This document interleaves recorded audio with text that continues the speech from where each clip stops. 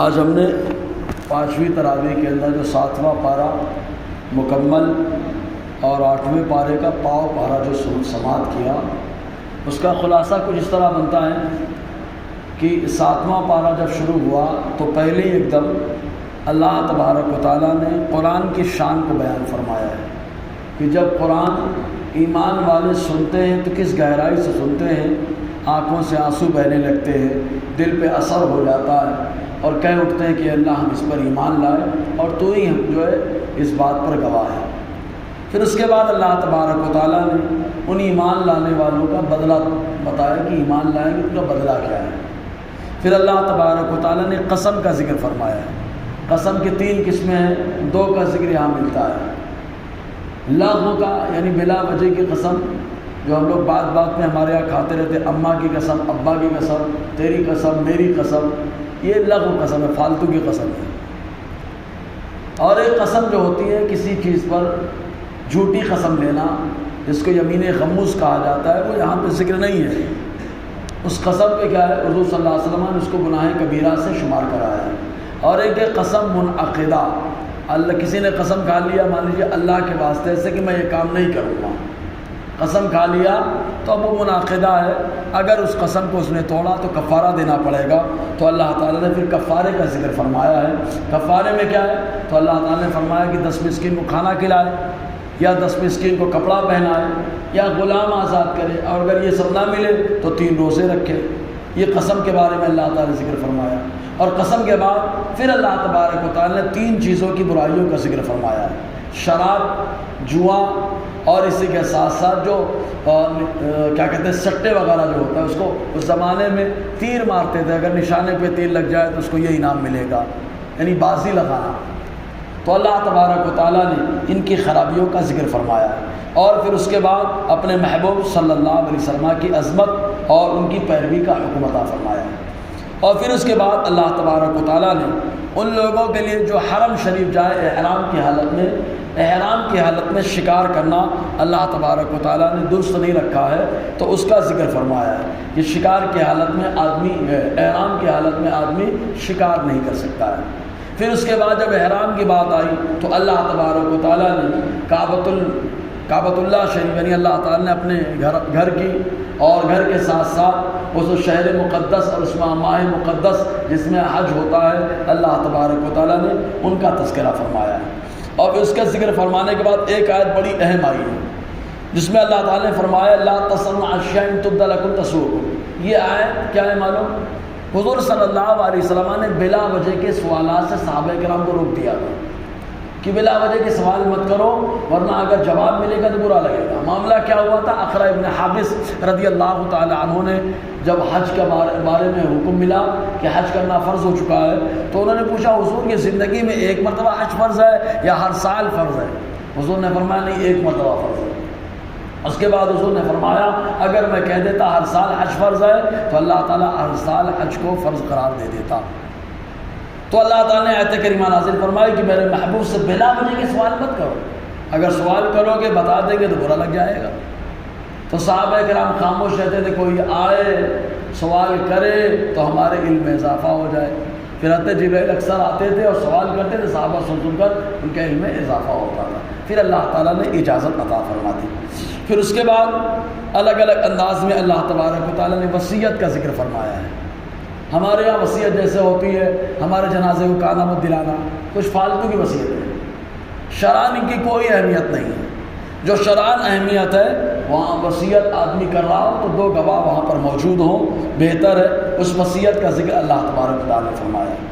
پھر آگے اللہ تبارک و تعالیٰ نے اور بہت ساری چیزوں کا ذکر فرمانے کے بعد ڈائریکٹ حضرت عیسیٰ علیہ السلام کا تذکرہ فرمایا۔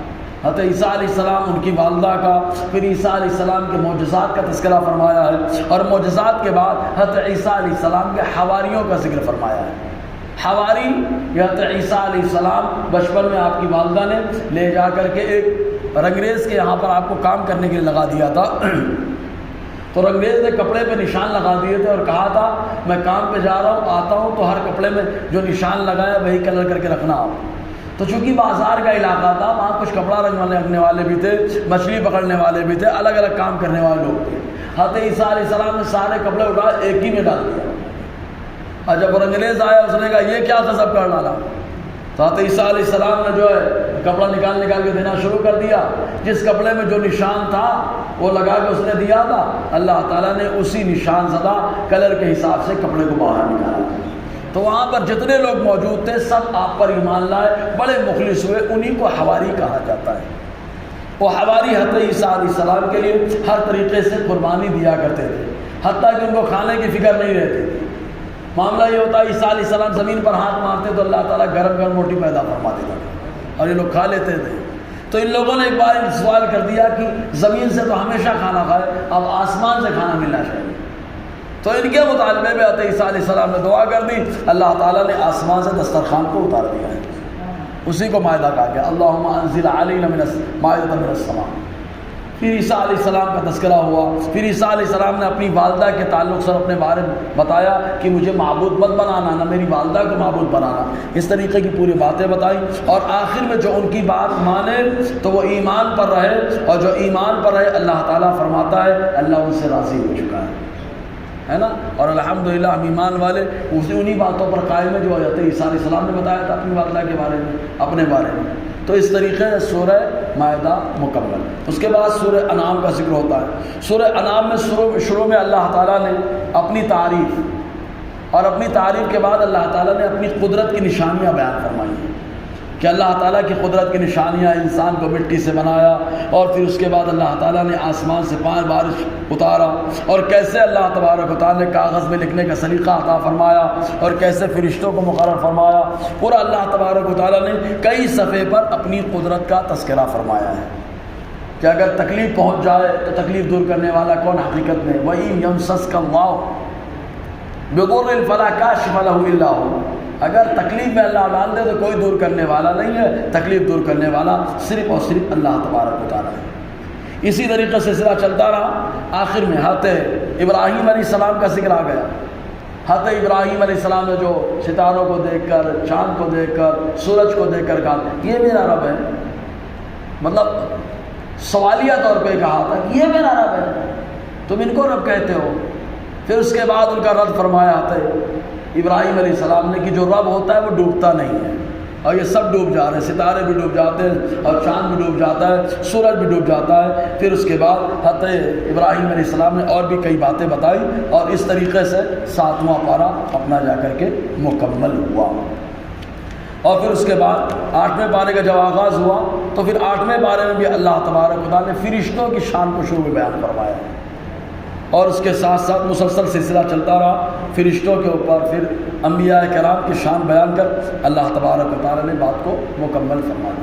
آخری بات جو آپ نے آخری آیت پڑھی، اس آخری آیت میں اللہ تبارک و تعالیٰ نے بتایا کہ اسراف کرنے والوں کو اللہ تعالیٰ پسند نہیں فرماتا ہے. اسراف یعنی بلا وجہ کے خرچ کرنا، حد سے زیادہ، جو حد سے تجاوز کرنا، اس کو اسراف کہا جاتا ہے. بھلائی میں حد سے آگے آدمی نہیں جا سکتا.